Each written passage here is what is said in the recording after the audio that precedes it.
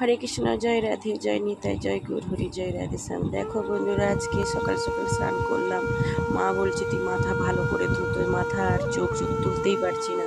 তাও শ্যাম্পু করে ধুইলাম। ধোয়ার পরে সঙ্গে সঙ্গে মা মাথায় তেল দিয়ে দিল। মা থাকলে যা হয় অবস্থা, মা সঙ্গে সঙ্গে ভিজা মাথায় তেল দিল, চুলটা মুছে দিয়ে দিয়ে তারপরে বলেছে মুড়ি খা দুটা। আমার খাবার অন্য খাবার দিয়েছিল, ফল টল খেতে পারবো না বলেছে, ভাল লাগছে না। তাই মুড়ি আলু ভাজা আর এই যে দিয়েছে তো পেঁয়াজি আর অনেক কিছু নিয়ে এসেছে। আমি খাবো না, কারণ ওদের বাড়িতে পাকার ঘর হচ্ছে একটা, মানে চালি ঘরের মতো পাকার ঘর। কিন্তু ওই চালি ঘরের মতো পাকার ঘরটা হচ্ছে, কিন্তু ওখানে অনেকে কাজ করছে, খাবে, ঠিক আছে। কিন্তু ওরা খুব ব্যস্ত মানুষ এখন।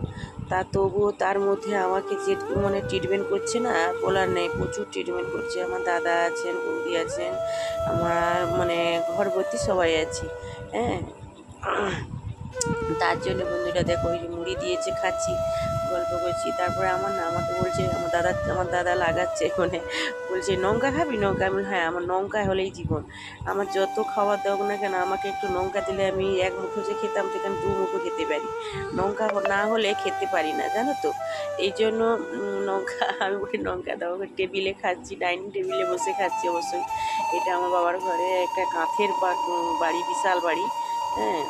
ওখানে বসি, ডাইনিং টেবিল আছে, কিন্তু ওখানে লঙ্কা টঙ্কা সবই আছে, আমি নিয়েই নিয়েছি। ওই খাবো, দাঁড়া দেখতে পাবে। হ্যাঁ, দাদা চলে গেলে খাবো। বকাবকি করবে তো, লঙ্কা খাবি, লঙ্কা খেয়েই যত ঝামেলা বলবে, অথচ দাদা লঙ্কা খায়, প্রচুর লঙ্কা খায়। হ্যাঁ, তারপরে খেতে খেতে একা একা মনে হচ্ছে যে বন্ধুদের সঙ্গে একটু শেয়ার করি, কেমন হয়। আমি এখন মানে কি বলবো, তোমাদের যা করছি তাদের তোমাদের সঙ্গেই শেয়ার করছি। তোমরা ভালো বুঝো, মনে যাই বুঝো তোমরা, বন্ধু মানে বান্ধবী যাই ভাবতে পারো, বা মা বোন দিদি, বিশেষ করে মা বোন দিদি, হ্যাঁ, ভাবলে আমি খুব খুশি হই, ঠিক আছে। আমার খুব ভালো লাগে। দেখো বন্ধুরা, মুড়িগুলো খাচ্ছি তো ইচ্ছে নেই, জ্বর গায়ে তো খেতে ইচ্ছে নেই। তাও কোনো মতে খাবো আর কি। মানে মানে বেশি মুড়ি নেই, কম মুড়ি আছে, অতি যেন দেখাচ্ছে বিশাল, ছবিতে অনেকটা দেখাচ্ছে। তাই দেখো মুড়িগুলো মাখাবো একটু করে, বসে বসে ভাবছি, দুটো করে খাচ্ছি, একটু করে ভাবছি। দেখো বন্ধুরা, সত্যি কথা বলতে আমার বাবা বাড়িতে সবাই আমাকে প্রচুর ভালোবাসে, সবাই ভালোবাসে। আমার যখন শরীরে খারাপ হলো ওখানে, যে আমার স্বামী দেখে না তেমন নয়, কিন্তু আমার স্বামী দেখে, কিন্তু উনি কাজী মানুষ তো, দেখতে টাইম পায় না, নিজেই রান্না করে খাচ্ছে না, আমাকে কি দেখবে, ঠিক আছে, এই রকম ব্যাপার।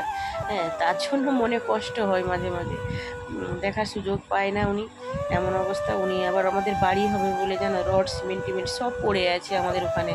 হ্যাঁ, এই দেখো লঙ্কাটা নিয়েছি, দেখেছো, এই লঙ্কাটা কেটে কেটে খাবো একটু একটু করে। এই মুড়ি খাওয়া শেষ, লঙ্কা খাওয়া শেষ করবো তো। দিয়ে ওখানে আমাদের বাড়িটা যে হবে, আমার যেখানে বাড়ি, রড সিমেন্ট পড়ে আছে, মিস্ত্রি বলছে এই দেবো ওই দেবো, ঢালাইটাই দিচ্ছে না। আর আমার খাল ধার ধরে বাড়ি, জানো তো, নদী ধার ধরে যাকে বলে। কিন্তু ওখানে বৃষ্টি হয়ে গেলে, রড টডগুলো ডুবে গেলে, হয় 1-1.5 লাখ টাকা রড সিমেন্ট করে পড়ে আছে, ওগুলা তো নষ্ট হয়ে যাবে, জানো, তার মাথাও খারাপ হয়ে যাচ্ছে।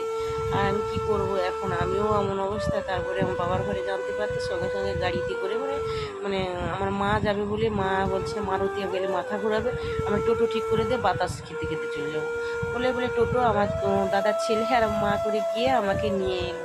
নিয়ে এসে কালকে সঙ্গে সঙ্গে সেই টোটোই আবার রাত্রি হয়ে গেল, ডাক্তার দেখিয়ে বাড়িতে খাবিয়ে, আবার ডাক্তার দেখিয়ে আবার ছেড়ে দিয়ে গেছে।